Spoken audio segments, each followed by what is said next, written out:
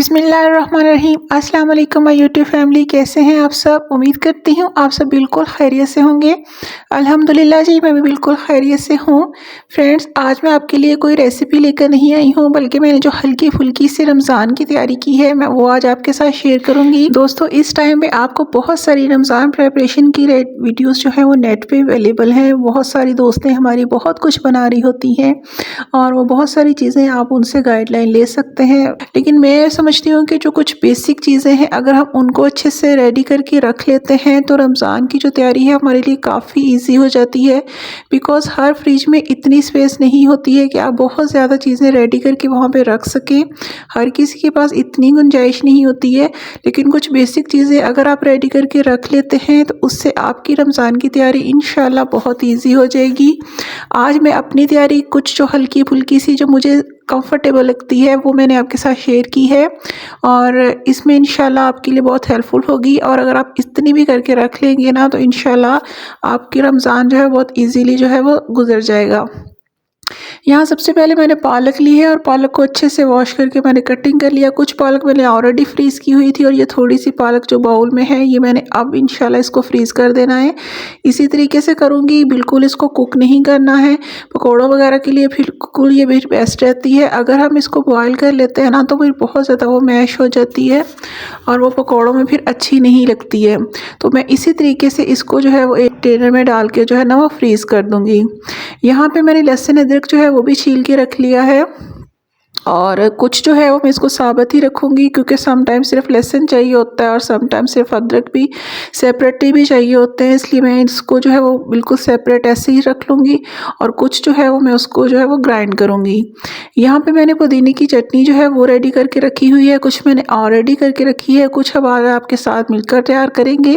और कुछ मैंने मटर जो है वो भी इस तरह से फ्रीज़ कर लिए थे निकाल के, ताकि हमें ईजी रहे रमज़ान के दौरान। यहाँ पे कुछ शिमला मिर्च और गाजर हैं जो कि हमारे लाजमी स्नैक्स में यूज़ होती हैं, वो मैं जिसको उसको भी रेडी करेंगे। लेमन है, उसको भी हम जूस निकाल के रेडी करेंगे। ये धनिया पुदीना साफ़ किया हुआ है, इसकी चटनी रेडी करेंगे। टमाटर भी ग्राइंड करेंगे और ये सारी बेसिक सी चीज़ें जो हम रेडी करके रख लेंगे तो इंशाल्लाह हमारी रमज़ान की तैयारी बहुत ही ज़बरदस्त होगी। तो चलिए दोस्तों, आपके साथ मिलकर इस सारी चीज़ों को जो है वो रेडी करते हैं।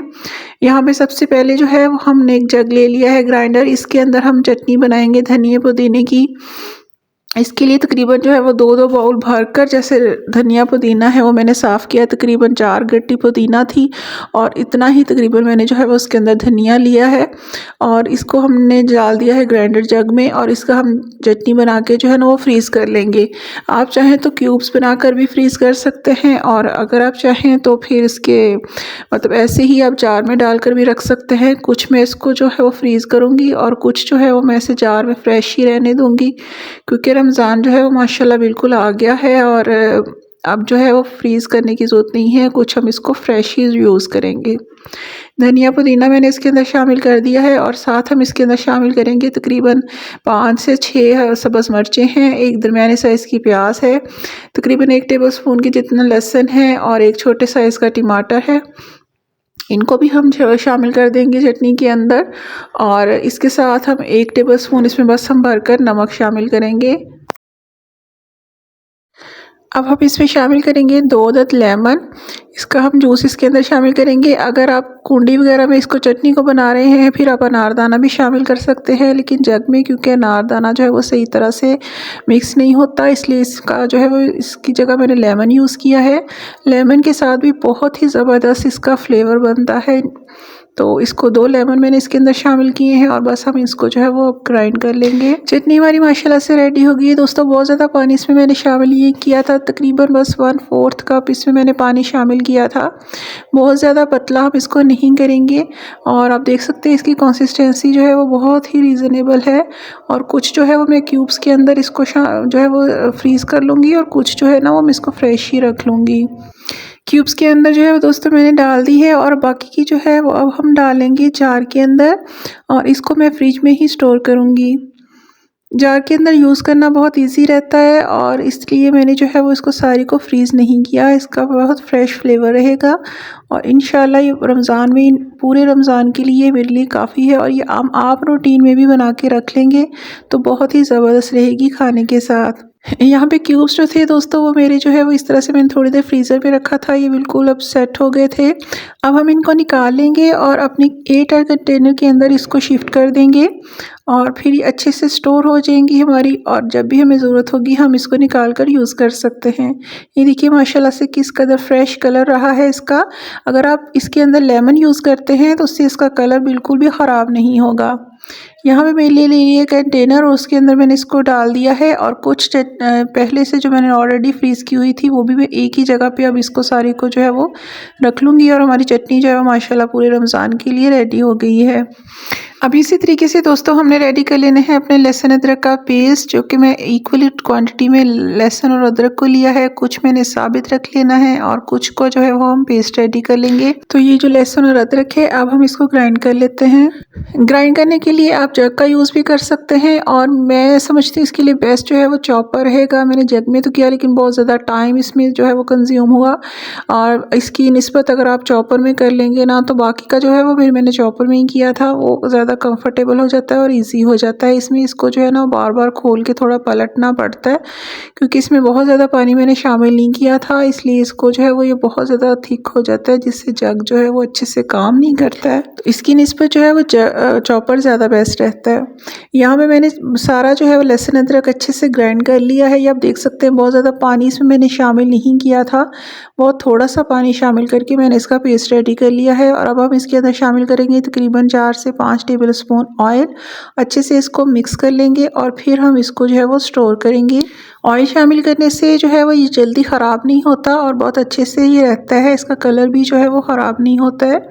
तो इसको मैंने ऑयल को अच्छे से मिक्स कर लिया है, और अब आप चाहें तो इसको क्यूब्स के अंदर भी रख के सेट कर सकते हैं। जितना आपकी ज़रूरत है उस हिसाब से क्यूब लेकर आप चाहें तो क्यूब में स्टोर कर लें, बट मुझे ज़्यादा जो कंफर्टेबल लगता है वो जार में ही लगता है, और मैं इसको जार में ही जो है वो फ्रीज़ करूँगी।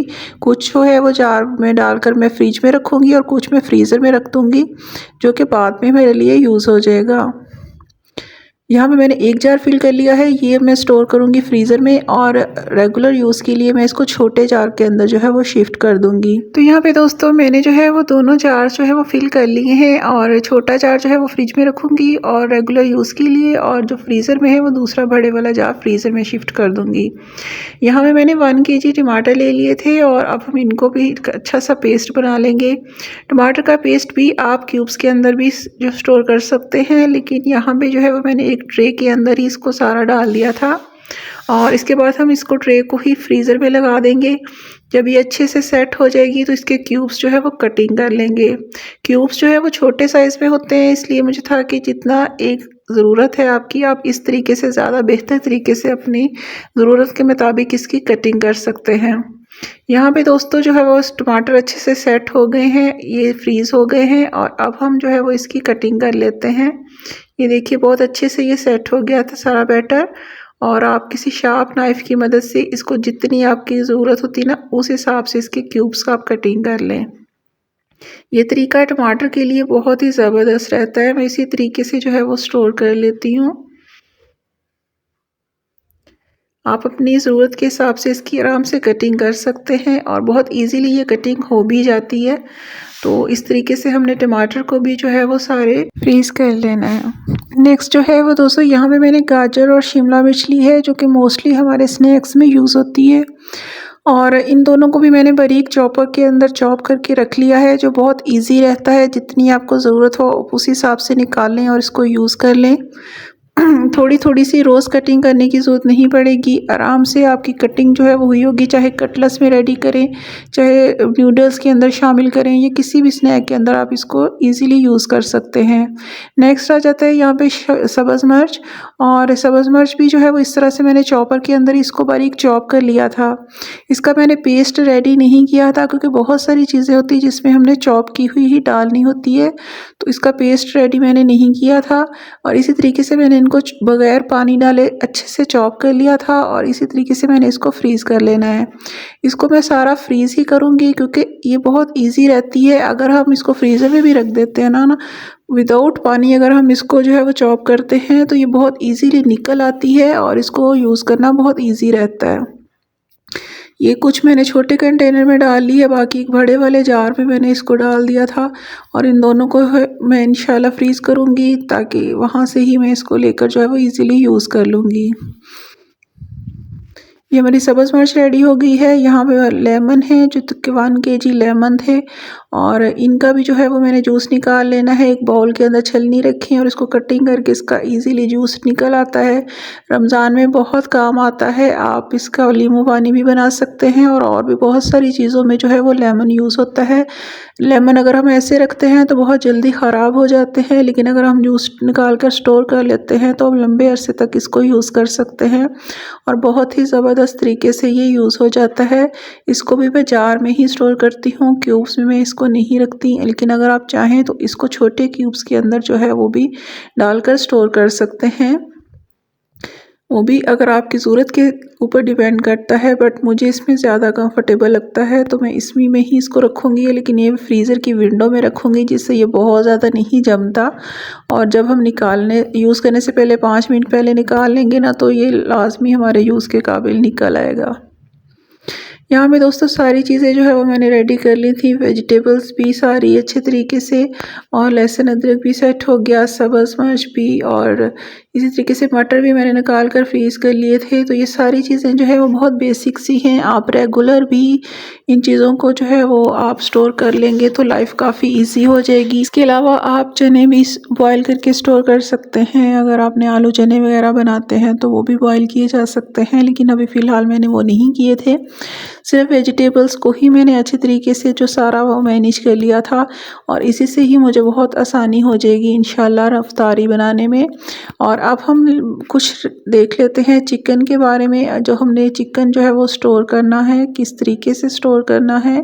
यहाँ में दोस्तों सबसे पहले जो है वो मैंने चिकन ले लिया है। जितना भी आप चिकन की रिक्वायरमेंट है आपने इकट्ठा लिया है, उसमें से आपने जो बोन्स वाले पार्ट है ना वो सब अलग कर लेने हैं और जितनी आपके एक टाइम में खाना बनने में यूज़ होता है उस हिसाब से इसके पैकेट्स बना के रख लें तो ये बहुत इजी रहता है।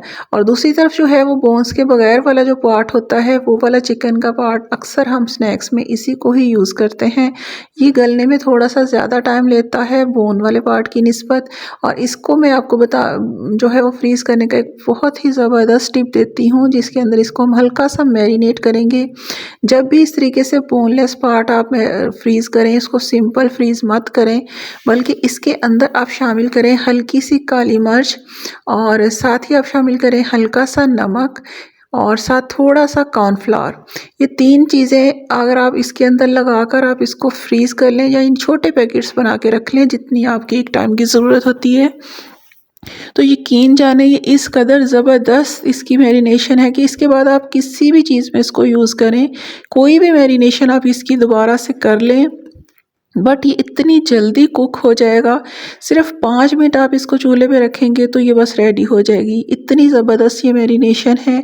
अगर आप इस तरीके से करके सारे बोनलेस चिकन को फ्रीज़ कर लिया करें ना तो आपकी लाइफ बहुत ईजी हो जाए, बहुत लंबी चौड़ी इसके बाद आपको इसकी मैरिनेशन करके रखने की ज़रूरत नहीं है। बस इसी मैरिनेशन से ही ये ज़बरदस्त गल जाएगा। बाकी आप एक्स्ट्रा जितना भी इसको दही में मैरिनेट कर लें या अदरवाइज़ वैसे भी आपने कुक करना हो ना तो या इस मैरिनेशन से बहुत जल्दी जो है वो गल जाएगा। इसके मैंने 3 पार्ट्स कर लिए थे और तीनों पार्ट्स को जो है अलग अलग से फ्रीज़ कर दूंगी और रमज़ान में इंशाल्लाह से बहुत इजी रहेगा मेरे लिए। यहाँ पे दोस्तों मैंने जो थी वो इमली की चटनी बनाई थी और इमली की चटनी की रेसिपी आप मेरी चैनल पे दही बड़ों की रेसिपी के अंदर भी उसको जो है वो चेक कर सकते हैं। मैंने डिटेल रेसिपी उसके अंदर शेयर की हुई है और ये भी बनाकर जो थी वो मैंने स्टोर कर ली थी। ये काफ़ी अच्छी रहती है और ये भी जो काफ़ी चीज़ों में जो है वो हमारी चटनी जो है वो स्नैक्स के साथ यूज़ हो जाती है। इस वीडियो का लिंक मैं डिस्क्रिप्शन में दे दूँगी, आप चाहें तो जाकर चेक कर सकते हैं। ये थी दोस्तों मेरी बेसिक सी तैयारी रमज़ान के लिए जो मैंने ऑलरेडी करके रखी थी। उम्मीद करती हूँ आपके लिए ये टिप्स जो हैं वो यकीनन यूज़फुल रही होंगी और आपको इससे यकीनन कुछ ना कुछ बेहतर सीखने को मिला होगा। तो वीडियो अच्छी लगी है तो लाइक और शेयर कर लीजिएगा और चैनल पे न्यू हैं तो चैनल को लाजमी सब्सक्राइब कर लीजिएगा। सी यू नेक्स्ट टाइम दोस्तों, फिर मिलेंगे इंशाल्लाह और रेसिपीज़ के साथ। अल्लाह हाफिज़।